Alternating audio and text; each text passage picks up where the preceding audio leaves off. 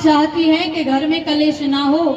जिस प्रकार अपनी बेटी को प्रेम करती हैं उसी प्रकार बहू को प्रेम करो। आजकल सासें बाहर जाके जो लड़ाई, बाहर जाके जो चौतरा पे बैठ बैठ के बहुओं की बुराई करती हैं, मुझे सब पता है।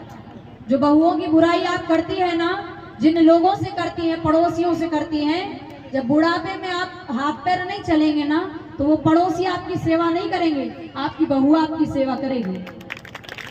इसलिए जितना प्रेम अपनी बेटी से करते हो उतना ही प्रेम बहू से करो। और एक बहू से भी मैं निवेदन करूं कि ताली एक हाथ से नहीं बजती, दोनों हाथों से बजती है। इसलिए मैंने ताली बजाने को नहीं कहा। ताली एक हाथ से नहीं बजती, ताली दोनों हाथों से बजती है। आप गलत हो तभी सामने वाला गलत है।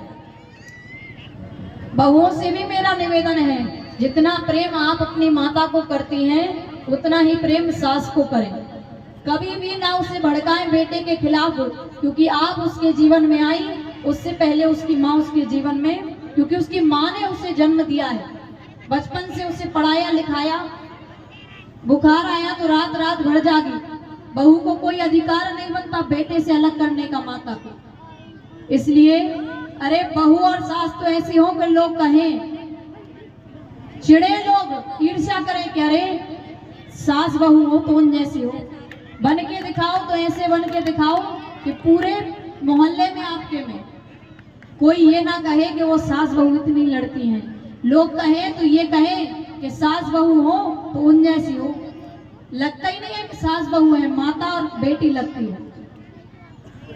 एक वचन आज आप सास बहुओं को, माताओं को मुझे देना पड़ेगा। बहू कुछ भी कहती रहे, सास कुछ भी कहती रहे, आप चुप रहेंगे। चुप रहने का जो विषय है ना, चुप रहना आपने सीख लिया ना, संसार की कोई भी ताकत आपको हरा नहीं सकती।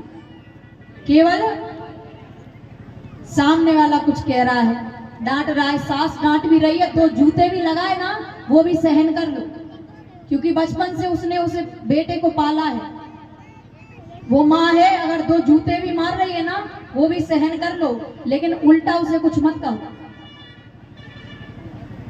लेकिन हम तू एक क्या मैं 2, कहने का अर्थ ये है कि कभी हमारे बारे में कोई कुछ गलत ना कह सके। ऐसे बन के रहो।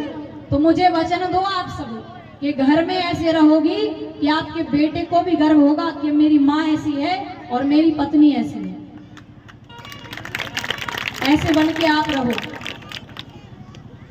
आपको बताएं